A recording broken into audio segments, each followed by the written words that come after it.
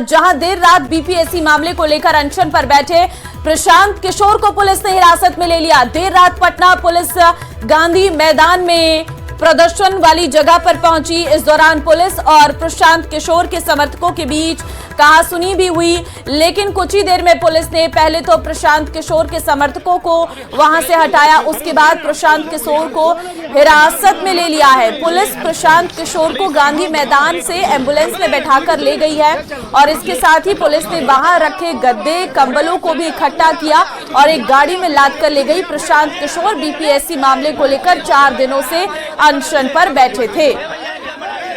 तो देर रात की तस्वीर इस वक्त हम आपको दिखा रहे हैं, जहां पर आप देख सकते हैं अनशन पर बैठे प्रशांत किशोर को पुलिस ने हिरासत में लिया है। गांधी मैदान से प्रशांत किशोर को हिरासत में लिया गया है। बीपीएससी मामले पर अनशन पर बैठे थे प्रशांत किशोर। 4 दिन से अनशन पर बैठे थे प्रशांत किशोर अपने समर्थकों के साथ। देखिए, पहले तो समर्थकों की पुलिस कर्मियों के साथ धक्का मुक्की भी होती है, जो आपको तस्वीरों में साफ नजर भी आ रहा होगा। उसके बाद यहां से पुलिस प्रशांत किशोर को हिरासत में ले लेती है। तो देर रात पटना पुलिस ने प्रशांत किशोर को हिरासत में ले लिया है। इसी बीच जन स्वराज ने पुलिस पर बड़े आरोप लगाए हैं और प्रशांत किशोर को थप्पड़ मारने का आरोप लगाया है। एक वीडियो भी सामने आया जिसमें प्रशांत किशोर को हिरासत में लेते वक्त जमकर कहासुनी होती नजर आ रही है। देखिए, आप जरा तस्वीर देखिए। जब हिरासत में लिया गया प्रशांत किशोर को, पुलिसकर्मी पहुंचे थे और उनके समर्थक जब उन्हें वहां से उठाने के लिए मना कर रहे थे पुलिस वालों को, क्योंकि पुलिस की संख्या भी बहुत अधिक थी और ऐसे में प्रशांत किशोर को थप्पड़ मारने का आरोप भी लगा है। पटना एम्स के बाहर पीके के समर्थक जो है वो जुटे हुए हैं, प्रदर्शन कर रहे हैं। और आपको बता दें, पुलिस पर प्रशांत किशोर को थप्पड़ मारने का आरोप लगा है। पटना एम्स के बाहर पीके के समर्थकों का ये प्रदर्शन देखने को मिला है। प्रशांत किशोर के समर्थकों का प्रदर्शन, बड़ी खबर इस वक्त आपको हम दिखा रहे हैं। प्रधानमंत्री नरेंद्र मोदी आज देश को बड़ी सौगातें देने वाले हैं। पीएम आज दोपहर 12:30 बजे वीडियो कॉन्फ्रेंसिंग के जरिए रेलवे के कई प्रोजेक्ट का उद्घाटन और शिलान्यास करेंगे। रेलवे में कनेक्टिविटी को बेहतर बनाने के लिए आज PM Modi Jammu railway division का उद्घाटन करेंगे और इससे इलाके में कनेक्टिविटी काफी बेहतर हो जाएगी और आसपास के क्षेत्रों में विकास में भी मदद मिलेगी। पीएम मोदी आज तेलंगाना में चरलापल्ली न्यू टर्मिनल स्टेशन का भी उद्घाटन करेंगे और ईस्ट कोस्ट रेलवे के रायगढ़ रेलवे डिवीजन भवन की आधारशिला रखेंगे। तो जम्मू रेलवे डिवीजन का उद्घाटन प्रधानमंत्री की ओर से आज किया जाएगा। चरलापल्ली न्यू टर्मिनल स्टेशन का उद्घाटन पीएम करेंगे। पीएम मोदी देश को रेलवे से जुड़ी ये बड़ी सौगात आज देने जा रहे हैं। आज पीएम मोदी जिस जम्मू डिवीजन का उद्घाटन करने वाले हैं, उसकी मांग लंबे समय से की जा रही थी और ऐसे में आज जो है प्रधानमंत्री इसकी आधारशिला रखने जा रहे हैं और उद्घाटन जो है वो प्रधानमंत्री की ओर से किया जाएगा।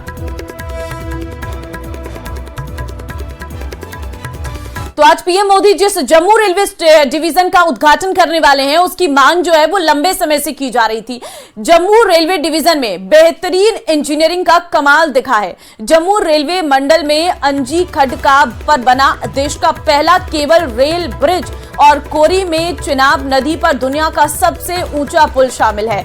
अंजी ब्रिज शिवालिक रेंज की 2 पहाड़ियों को जोड़ने के लिए बनाया गया है और ये ब्रिज हवा में झूलता है। इसकी खास बात यह है कि 213 किलोमीटर प्रति घंटे की रफ्तार से चलने वाली हवाएं भी इस पर बेअसर साबित होंगी।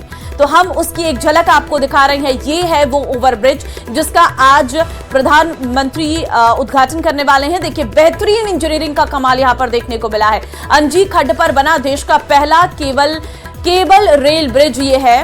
बेहतरीन इंजीनियरिंग का कमाल इसमें किया गया है और दिखने में अपने आप में आकर्षक है। आप देखिए जरा तस्वीरों के माध्यम से इसका किस तरीके से डेवलपमेंट किया गया है।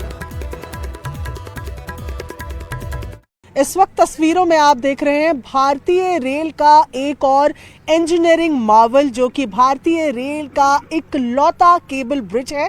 इस वक्त हमारी मौजूदगी है जम्मू में और ये है अंजी ब्रिज। इसकी खासियत सबसे पहले मैं आपको तस्वीरों के माध्यम से दिखाऊं। देखिए, आपने अक्सर जो ब्रिज देखेंगे स्टील लोहे के बने हुए देखे होंगे बड़ी जगह पर। सबसे पहले आप ये जो देख रहे हैं एक पाइलैंड पर बना हुआ ये पूरा ब्रिज है।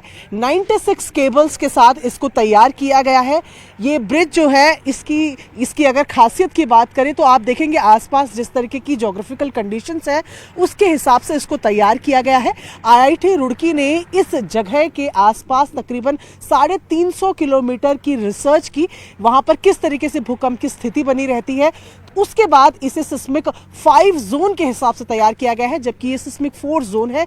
इसके अलावा ये 213 किलोमीटर प्रति घंटे की रफ्तार की हवा को झेल सकता है, क्योंकि आप देखें किस तरीके की पहाड़ों के बीच में इसकी बनावट को बनाया गया है। साथ ही अगर, क्योंकि ये सेंसिटिव इलाकों में है, अगर किसी तरीके का कोई ब्लास्ट भी हो, 40 किलोग्राम तक का ब्लास्ट सहने की भी शक्ति इसमें है। और ये किस रूट पर है, सबसे पहले ये जानना जरूरी है। ये यूएसबीआरएल यानी कि ये जो उधमपुर, श्रीनगर और बारामूला वाली जो लाइन है उस पर ये पड़ता है। कटरा से रियासी का ये पूरा सेगमेंट है जहां पर इस ब्रिज को तैयार किया गया है।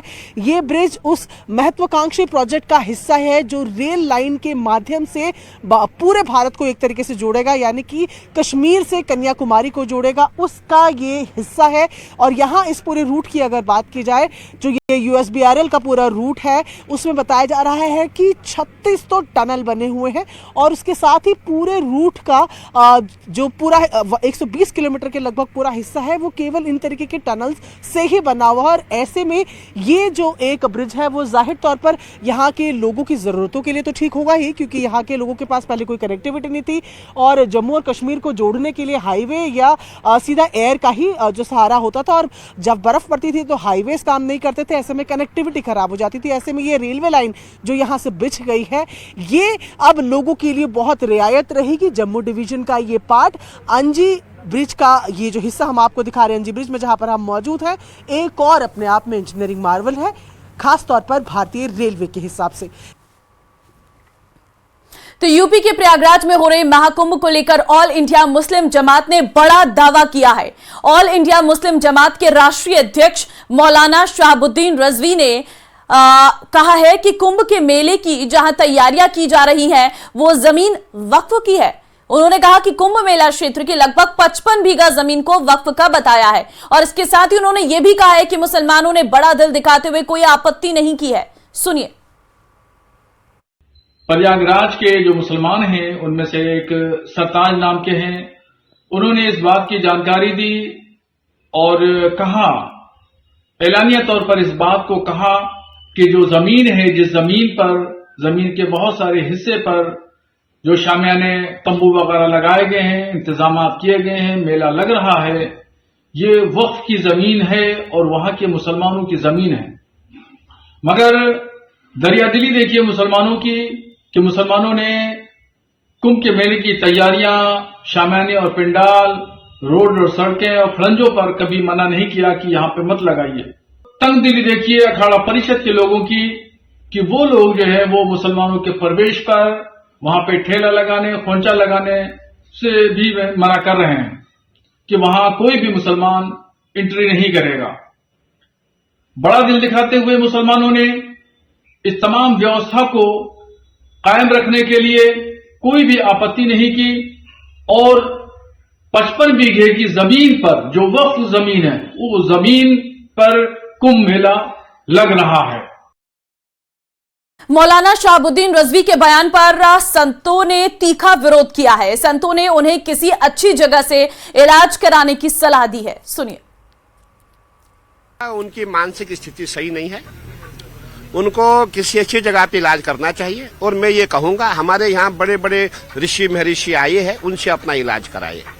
मैं ये कहना चाहूंगा, देखिए ये जो भूमि तो गंगा मैया की भूमि है और पूरे प्रयागवासी जानते, आज से 3 महीने जब आप प्रयागराज में आए थे आपने देखा था यहाँ से लेकर के दारागंज से झूसी पूरी जो लैंड है वो गंगा मैया की है और इसी पे गंगा मैया इसी पे विराजमान होती है। और माघ मेले से 2 महीने पहले जो है ये गंगा मैया जमीन को छोड़ती है और हमारा यहाँ महाकुंभ लगने जा रहा है।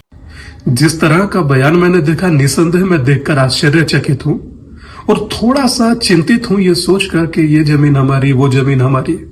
अभी 12 साल बाद लगने वाले महाकुंभ पर कहना कि ये जमीन हमारी, तो मैं समझता हूं कि समूचे देश का एक बार नोटिस दे दीजिए ना दादा।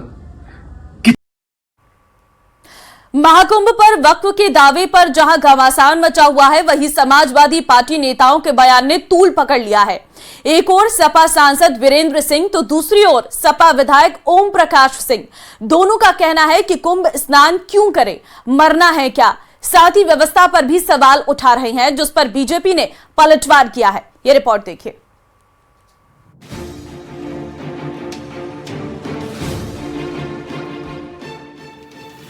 संगम नगरी महाकुंभ के लिए पूरी तरह तैयार है। मेला क्षेत्र लगभग बस चुका है, लेकिन कुंभ पर सियासत कम होने का नाम नहीं ले रही।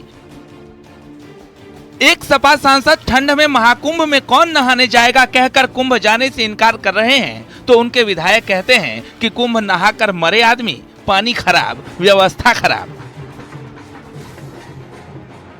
इतना जड़वत बा कि हम का करे जाई वहाँ मार दी ठंडी तो किए दवाई करी। पानी का आस्था ज्यादा है, मैंने जान बचल रही तब ने नहाई।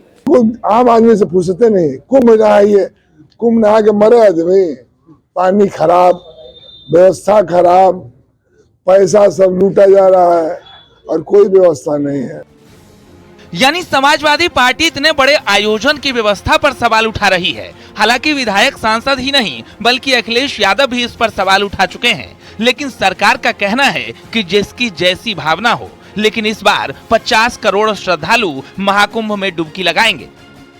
हो सकता है कि उनकी श्रद्धा भाव न हो और न जाएं, लेकिन मुझे लगता है कि 50 से 60 करोड़ श्रद्धालु, जितनी विभिन्न देशों की, ज्यादातर देशों की विश्व में आबादी नहीं है, इससे कम आबादी के देश हैं, उतने श्रद्धालु आकर के इस महाकुंभ में श्रद्धा की डुबकी लगा करके ईश्वरी कृपा प्राप्त करने का इसी सनातन संस्कृति के अंतर्गत काम करेंगे।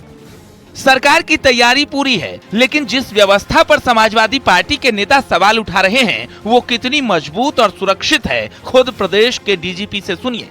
पूरी सुरक्षा है, आप देखिए चाक चौकस व्यवस्थाएं हैं हमारे यहाँ पे। सारे हमारे मेला क्षेत्र जो है वो सीसीटीवी के द्वारा कवर्ड है और इसके साथ साथ हम ग्राउंड पे भी आप हमारे फुट सोल्जर रहेंगे और सादे में भी रहेंगे और हम पूरी तरीके से इक्विप्ड भी रहेंगे ताकि किसी तरह की कोई घटना कारित नहीं होने पाए। सेना का भी, अर्धसैनिक बल का भी सहयोग लिया जाएगा, जरूरत पड़ेगी क्या? ये तो विश्व का सबसे बड़ा आयोजन है। सभी लोग खुद पैरामिलिट्री के लोग आ भी चुके हैं, सेना के लोग यहाँ छावनी है। इन तमाम सियासी हलचल के बीच महाकुंभ का रंग अब संगम किनारे दिखने लगा है। साथ ही कई ऐसे पोस्टर भी जो विवाद को जन्म दे रहे हैं। दरअसल अतीक अहमद का कुंभ क्षेत्र में लगा पोस्टर भी चर्चा में रहा। हालांकि उसे प्रशासन ने हटवा दिया, लेकिन अतीक के इस पोस्टर में लिखा था अतीक का आतंक मुक्त प्रथम प्रयागराज महाकुंभ। कुल मिलाकर महाकुंभ पर लगातार सियासत और बयानबाजी चल रही है और इसी बीच महाकुंभ की घड़ी जैसे जैसे नजदीक हो रही है, मेला भव्य स्वरूप लेता जा रहा है। मेला भव्य स्वरूप लेता जा रहा है। Bureau report, news 18। संभल में 24 नवंबर को हुई हिंसा के बाद कई अहम किरदारों को दिल्ली से गिरफ्तार किया गया और इन आरोपियों ने पुलिस को बताया कि वो हिंसा के बाद दिल्ली के अलग अलग इलाकों में छिपे थे ताकि मामला शांत होने के बाद ये वापसी कर सके।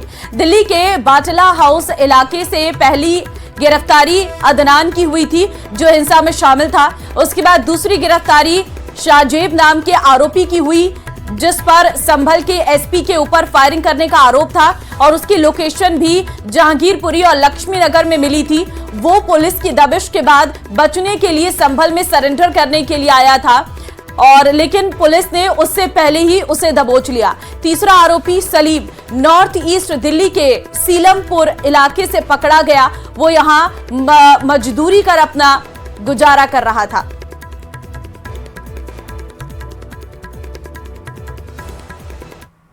प्रधानमंत्री नरेंद्र मोदी ने रविवार को दिल्ली विधानसभा चुनाव से पहले दिल्ली के रोहिणी के जापानी पार्क में परिवर्तन रैली को संबोधित किया।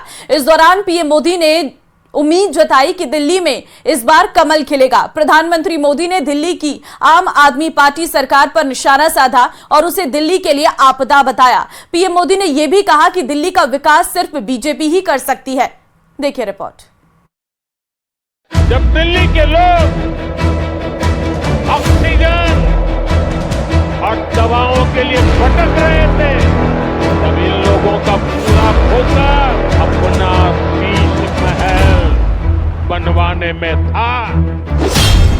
चुनाव से पहले पीएम मोदी के होंकार। आपदा वालों ने दिल्ली के ट्रांसपोर्ट सिस्टम को तबाह करने में कोई कोर कसर बाकी नहीं। पीएम मोदी का आप पर आपदा वाला भार। जिस आपदा सरकार के पास दिल्ली के लिए कोई विजन ना हो, वो दिल्ली के लोगों का विकास नहीं कर सकती। दिल्ली विधानसभा चुनाव को लेकर अभी चुनाव आयोग ने तारीखों का ऐलान नहीं किया है, लेकिन चुनाव की तारीखों के ऐलान से पहले दिल्ली का सियासी पारा हाई हो गया है। पीएम मोदी ने 2 दिन में 2 बड़ी जनसभा की और आम आदमी पार्टी पर करारा वार किया। आम आदमी पार्टी को दिल्ली के लिए आपदा बता दिया। दिल्ली में एक ही आवाज गूंज रही है, आपदा नहीं सहेंगे, बदल के रहेंगे। आपदा नहीं सहेंगे, आपदा नहीं सहेंगे, आपदा। आम आदमी पार्टी पर हमला करते हुए पीएम मोदी ने कहा कि मैंने आपदा वालों का पूरा कच्चा चिट्ठा खोल दिया है। आपदा वालों के काम का कोई हिसाब नहीं है, लेकिन इनके कारनामे बेहिसाब है। ये तब होता है जब नीयत में खोट होता है और निष्ठा जनता के प्रति नहीं होती। साथियों, ये आपदा वाले दिल्ली चुनाव में अपनी हार सामने देखकर बौखला गए। आम आदमी पार्टी पर हमला करते हुए पीएम मोदी ने कई बार आपदा शब्द का इस्तेमाल किया और आम आदमी पार्टी को दिल्ली के विकास का रोड़ा बताया। ये दिल्ली वालों को डरा रहे हैं कि बीजेपी आएगी तो ये बंद हो जाएगा, वो बंद हो जाएगा। पीएम मोदी ने ना सिर्फ आम आदमी पार्टी पर हमला किया, बल्कि दिल्ली के लिए बीजेपी का सीएम जरूरी बताया। दिल्ली में बनने वाली भाजपा सरकार सुनिश्चित करेगी कि माताओं बहनों को घर चलाना आसान हो। दिल्ली में बेटियों की पढ़ाई लिखाई और नौकरी ये सहज हो, सुरक्षित हो। दिल्ली वालों की कमाई बढ़े, जेब में बचत अधिक हो, दिल्ली के लोगों का जीवन आसान हो। इसके लिए दिल्ली में भाजपा का मुख्यमंत्री जरूरी है। ये दूसरी बार है जब पीएम मोदी ने आम आदमी पार्टी को आपदा की संज्ञा दी।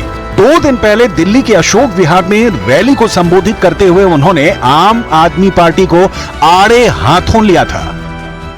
दिल्ली में जनहित की कोई योजना बंद तो नहीं होगी, लेकिन उसमें जो बेईमानों का ठेका है ना, उनको बाहर निकाला जाएगा। हालांकि पीएम मोदी के आम आदमी पार्टी पर किए वार पर आपने पलटवार किया। बीजेपी केवल और केवल आम आदमी पार्टी को गालियां देके ये चुनाव जीतना चाहती है।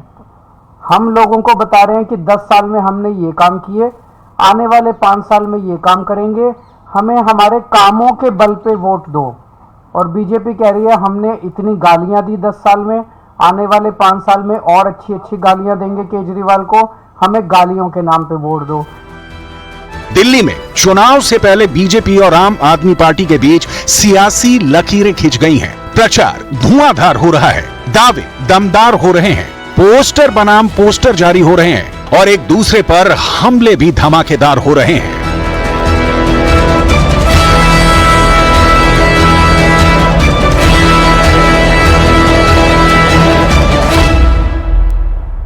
पहाड़ों पर जबरदस्त बर्फबारी से उत्तर भारत में मौसम बदल गया है। मैदानी इलाके ठंड की आगोश में है। जम्मू कश्मीर की वादियां पूरी तरह बर्फ से ढकी हुई हैं। सैलानी भी बड़ी संख्या में घाटी पहुंचे हुए हैं और मौसम विभाग के मुताबिक अभी कुछ दिन और बर्फबारी रह सकती है।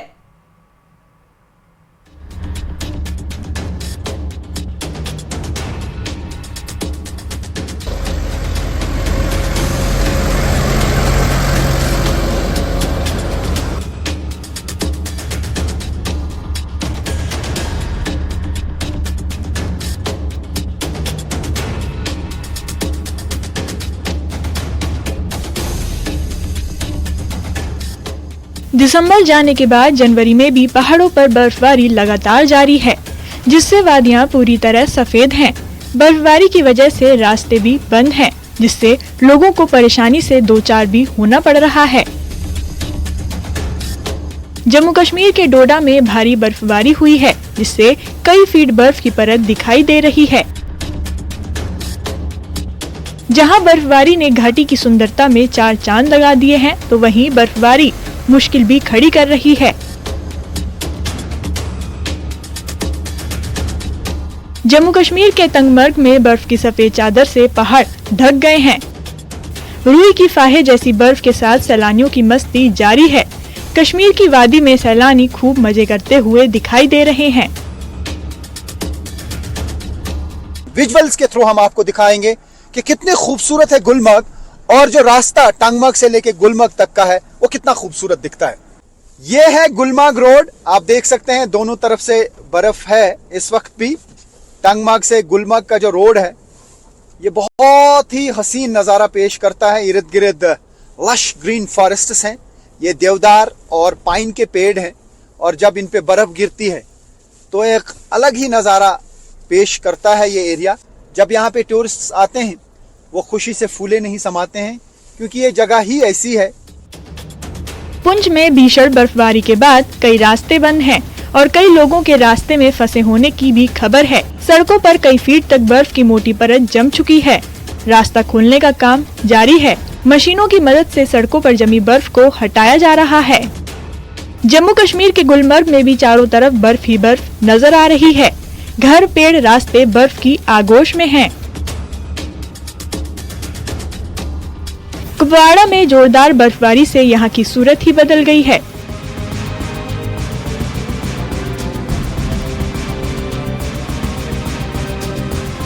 सीमावर्ती इलाकों में भी भारी बर्फबारी के बाद सड़कों पर कई फीट बर्फ जमा हो चुकी है। केरन और माछिल की सड़कें बंद हैं।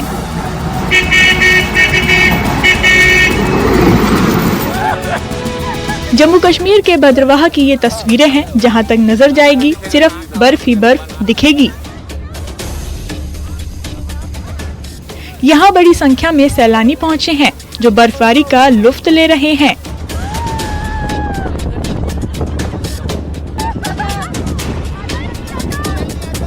आज से पहले मैंने बर्फ या तो फ्रिज में देखी थी, या तो टीवी में, या तो सीरियल्स में, बट या आज रियलिटी में देख रहे तो पता चल रहा है भाई ये लाइफ है। एंड बहुत मजा आया। कॉलेज की टेंशन है, 8 तारीख से कॉलेज का पेपर है, मगर बर्फ का ताकि बर्फ मेरे को पाना आज एक ड्रीम था, उसके लिए पागलपन था, तो मैं यहाँ पे चलाया और अभी जाके मैंने छुट्टी भी लेना। ये सपना था मेरा कि मैं बर्फ देखूं। आज तक मैंने सिर्फ फ्रिज में ही बर्फ देखी थी, और आज सामने से बर्फ देख के मुझे बहुत बहुत बहुत अच्छा फील हो रहा है। अपनी वर्क लाइफ से निकल के जब आप 1-2 दिन के लिए भी ऐसी जगह पे आते हो ना, दिस सो रिफ्रेशिंग। आप बिल्कुल एकदम रिफ्रेश होके जाते हो।